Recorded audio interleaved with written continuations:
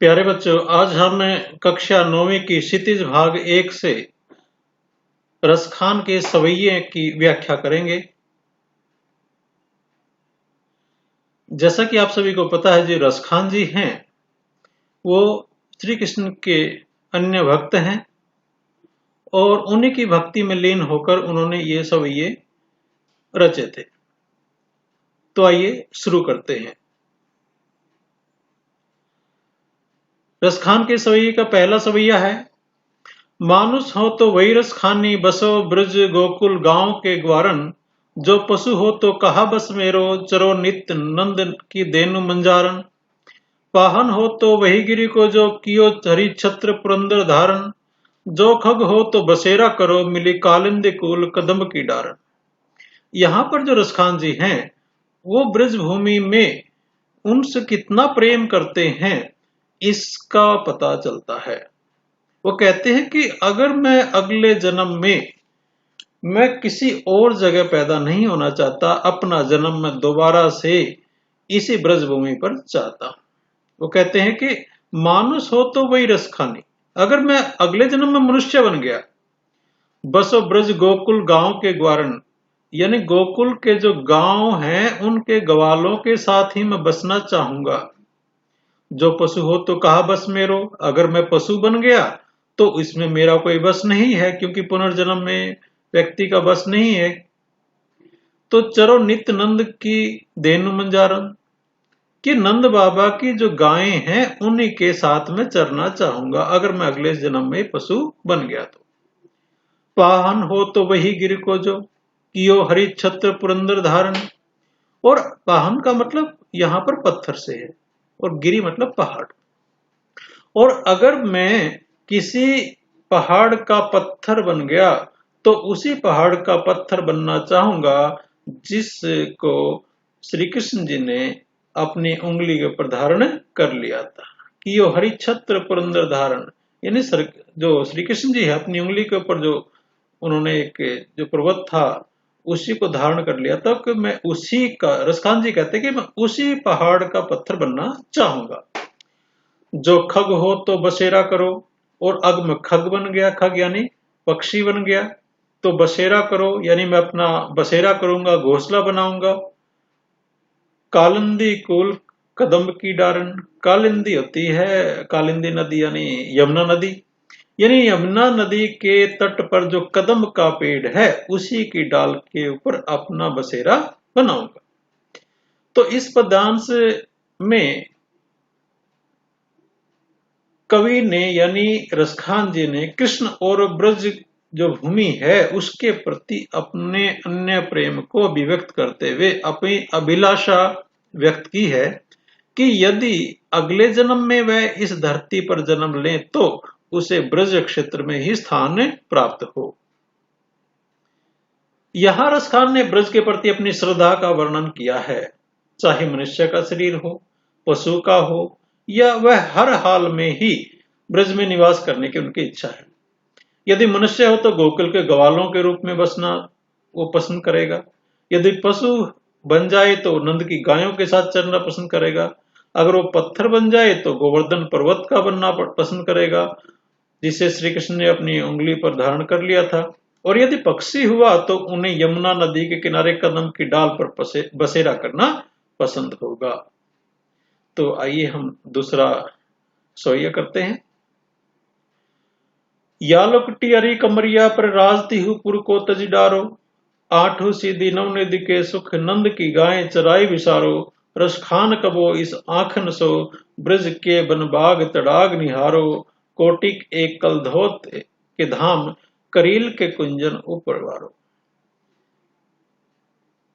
यहां पर रसखान जी कहते हैं कि वे कृष्ण और ब्रज भूमि के प्रति अपने प्रेम को, वहां की जो वस्तुएं हैं वो कितनी उनको प्यारी लगती हैं, और उनके ऊपर वो तीनों लोकों, तीन लोक होते हैं जैसे, आठों सिद्धियों और नौ निधियों को नौछावर करने के लिए भी तैयार है। या लुकटी अरी कमरिया पर राज थी, यानी ये जो लाठी श्री कृष्ण की और उनकी जो कंबल है कमरिया जिसको कहते हैं, उनके ऊपर तिहुपुर यानी तीनों लोकों का राज तजने के लिए तैयार हूं। आठों सीधी नवनिधि के सुख नंद की गायें चराए विसारो। रसखान जी कहते हैं अगर मुझे नंद बाबा की गायें चराने का सुख मिल जाए तो मैं आठों सिद्धियां और नौ निधियां उनका सुख उनके ऊपर न्यौछावर करने के लिए तैयार हूं, यानी छोड़ दूंगा उनको। रसखान कबो इन आंखों से ब्रज के वन बाग तड़ाग निहारो। और रसखान जी कहते हैं कि इस ब्रज के जो वन हैं बाग हैं उनको निहारने के लिए, उनको देखने के लिए कोटिक एक कलधोत के धाम करील के कुंजन ऊपर वारो, यानी करोड़ों जो बड़े बड़े बहुत कीमती चीजों से बने हुए अपने बड़े बड़े जो महल हैं वो इन कांटेदार झाड़ियों के ऊपर वो वारने के लिए तैयार होता है।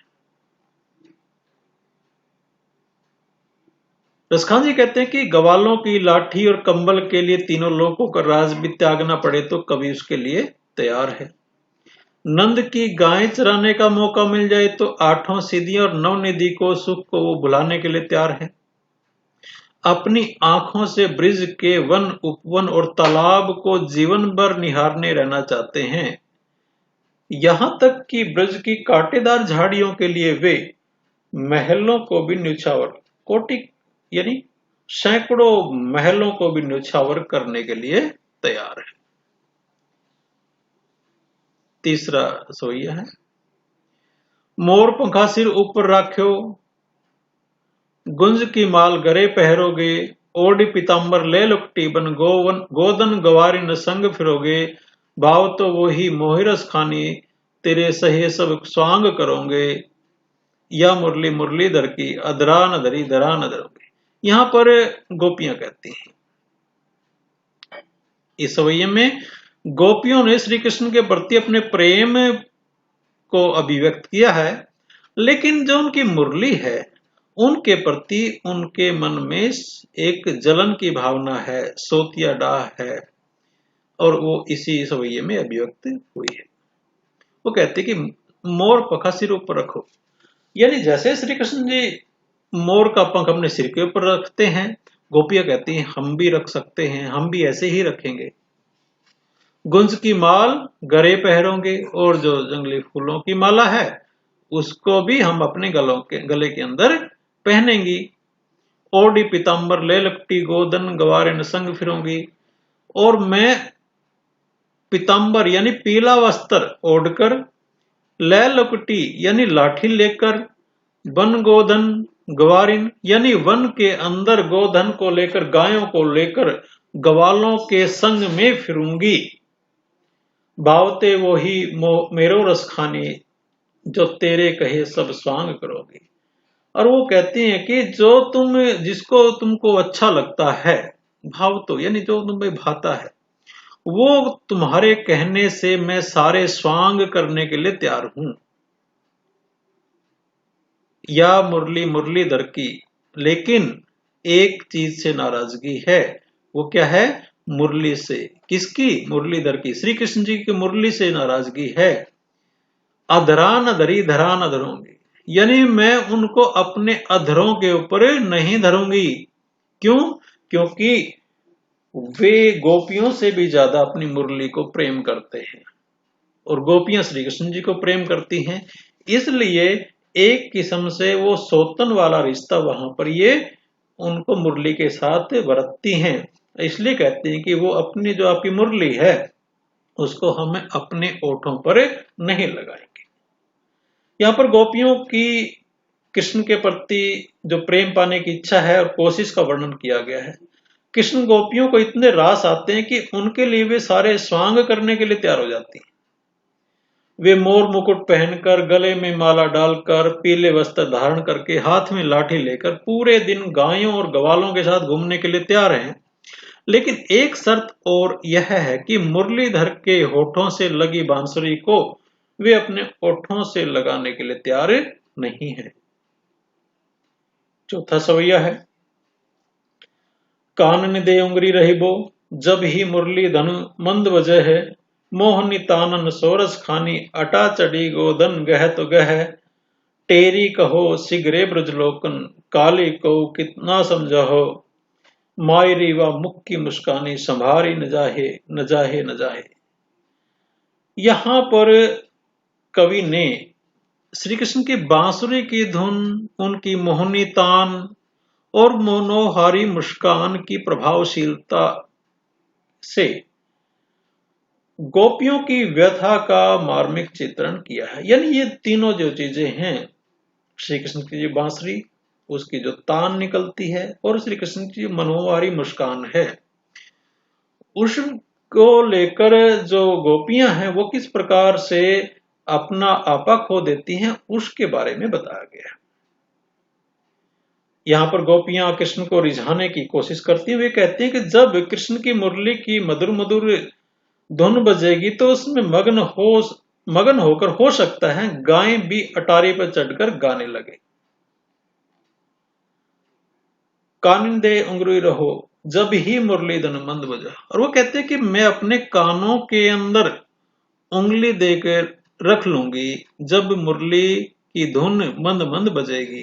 यानी श्री कृष्ण जब मंद मंद मुरली बजाएंगे तो गोपियां कहती कि हम अपने कानों के अंदर उंगली देकर रख लेंगे, यानी उसको अनसुना करने की कोशिश करेंगे। मोहनी तानन सोरस खानी, अटा चढ़ी गोदन गह तो गह। और जब वो गायें चराते हुए अपनी मोहनी तान छेड़ेंगे तो वो अपनी अटारी पे चढ़कर उन्हें देखने के लिए जाएंगी। टेरी कहो सिगरे ब्रजलोकिन, काली को कितना समझाओ। और कोई सिगरे यानी सगरे यानी सारे के सारे, ब्रजलोकिन ब्रज के लोग, काली को कितना समझाओ, यानी मुझे ब्रज के लोग कितना भी टोकें, कितना भी समझाएं, मायरी व मुख की मुस्कानी, संभारी न जाए न जाए न जाए।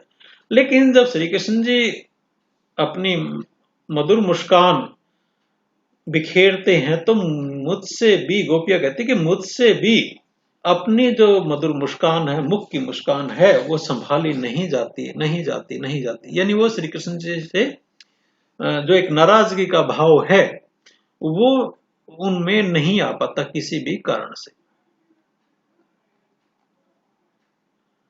वो कहते हैं कि वे गोपी अपनी कानों पर उंगली रख लेंगे तथा उन्हें जो मधुर संगीत न सुनाई पड़े, यानी उसको अनसुना करने की कोशिश करेंगी। लेकिन गोपियों को यह डर है कि ब्रजवासी भी कह रहे हैं कि जब श्री कृष्ण की मुरली बजेगी और उसकी टेर सुनकर, उसकी आवाज सुनकर गोपियों के मुख की मुस्कान संभाले नहीं संभलेगी। उस मुस्कान से पता चल जाएगा कि वे श्री कृष्ण के प्रेम में कितनी डूबी हुई हैं। तो ये 4 सवैये थे जो रसखान जी ने लिखे थे। अभी हम इनके अभ्यास के प्रश्नों को देखेंगे। पहला प्रश्न है, ब्रजभूमि के प्रति कवि का प्रेम किन किन रूपों में अभिव्यक्त हुआ है? कवि ने ब्रजभूमि के प्रति अपने प्रेम को कई रूप में अभिव्यक्त किया है। जैसे कवि की इच्छा कि वह चाहे किसी भी रूप में जन्म ले, हर रूप में ब्रजभूमि में ही वास करे। यदि मनुष्य हो तो गोकुल के ग्वालों के रूप में बसना पसंद करेगा, यदि मनुष्य हो तो नंद की गाय के साथ चलना पसंद करेगा, यदि पत्थर बन जाए तो गोवर्धन पहाड़ पर होना चाहिए जिसे श्री कृष्ण से अपने उंगली पर उठा लिया था। यदि पक्षी उन्हें बनना पड़े तो उन्हें यमुना नदी के किनारे कदम की डाल पर अपना बसेरा करना पसंद होगा। दूसरा प्रश्न है, कवि का ब्रज के वन बाग तालाब को निहारने के पीछे क्या कारण है? यहां पर रसखान जी श्री कृष्ण के प्रति जो उनका प्रेम है वह सभी सीमाओं से परे है। कवि को ब्रज की एक एक वस्तु में कृष्ण जी दिखाई देते हैं, इसलिए कवि ब्रज के वन में, बाग में और तालाब को निहारते रहना चाहता है। उसको हर चीज में श्री कृष्ण जी दिखाई देते हैं। एक लुकटी और कमरिया पर कवि सब कुछ न्यौछावर क्यों करना चाहता है? कवि वह हर काम करने के लिए तैयार है जिससे वह श्री कृष्ण के सानिध्य में रह सके, उसके साथ में रह सके। इसलिए वह लुकटी और कंबल पर अपना सब कुछ न्यौछावर करने के लिए तैयार है। सखी ने गोपी से कृष्ण का कैसा रूप धारण करने का आग्रह किया था? अपने शब्दों वर्णन कीजिए। यानी जो गोपियों की जो दूसरी सखी थी, उसने गोपियों से कैसा रूप धारण करने के लिए कहा था। सखी ने गोपी से कृष्ण का रूप धारण करने के लिए आग्रह किया था। वे चाहती थी कि गोपी मोर मुकुट पहनकर, गले में माला डालकर, पीले वस्त्र धारण करके, हाथ में लाठी लेकर पूरे दिन गायों और गवालों के साथ घूमने के लिए तैयार हो जाए। इसलिए सखियों को हर समय श्री कृष्ण के रूप के दर्शन होते रहेंगे। प्रश्न 5, आपके विचार से कवि पशु, पक्षी और पहाड़ के रूप में भी कृष्ण का सानिध्य क्यों प्राप्त करना चाहता है? कवि कृष्ण से इतना प्रेम करता है कि उसका पूरा जीवन उनके समीप बिताना चाहता है, इसलिए वह जिस रूप में संभव हो उस रूप में ब्रजभूमि में रहना चाहता है। इसलिए कवि पशु, पक्षी और पहाड़ के रूप में श्री कृष्ण का सानिध्य प्राप्त करना चाहता है। चौथे सवैये के अनुसार गोपियां अपने आप को क्यों विवश पाती है? श्री कृष्ण की मुरली की धुन इतनी मोहक होती है कि उसे सुनने के बाद कोई भी अपना आपा खो देता है। गोपियां वह हर काम कर सकती हैं जो जिससे उन पर कृष्ण के पड़ने वाले प्रभाव को छुपा सके। वो कहती हैं कि जैसे हम अपनी जब श्री कृष्ण जी की मुरली की तान हमें सुनाई पड़ेगी, हम अपने कानों में उंगली दे लेंगे, लेकिन उनका सारा प्रयास कृष्ण की मुरली की तान पर व्यर्थ हो जाता है। उसके बाद उनके तन मन की खुशी को छुपाना संभव हो जाता है और गोपियां अपने आप को विवश पाती हैं। यहाँ पर कुछ वाक्य दिए गए हैं, उनका भाव स्पष्ट करना है। कोटिक एक कलदोत के दाम कुरील के कुंजन परवारो। इसका मतलब है कि श्री कृष्ण के प्रेम में वे किसी भी हद तक जाने के लिए तैयार है। यहां तक कि ब्रज की कांटेदार झाड़ियों, करील के कुंजन यानी कांटेदार झाड़ियों के लिए कोटिक एक कलदोत के दाम यानी जो सैकड़ों महलों को भी नौछावर करने के लिए तैयार हैं। मायरी व मुख की मुस्कानी संभारी न जाहे न जाहे न जाहे। इसमें गोपियों को यह डर है कि ब्रजवासी भी कह रहे हैं कि जब कृष्ण की मुरली बजेगी तो उसकी टेर सुनकर यानी उसकी आवाज सुनकर गोपियों के मुख की मुस्कान संभाली नहीं जाएगी। उस मुस्कान से पता चल जाएगा कि वे कृष्ण के प्रेम में कितने डूबी हुई हैं। प्रश्न 8, कालिंदी कूल कदम की डारण में कौन सा अलंकार है? ये देखिए, यहां पर अनुप्रास अलंकार का प्रयोग किया गया है। क्यों? क्योंकि इसमें जो क वर्ण की आवृत्ति हुई है, इसमें कालिंदी में क है, कूल में भी क है, कदम और की में भी क है। तो एक जो वर्णों की आवृत्ति होती है उसको अनुप्रास अलंकार कहते हैं। यहाँ पर क वर्ण की आवृत्ति हुई है, इसलिए ये अनुप्रास अलंकार है।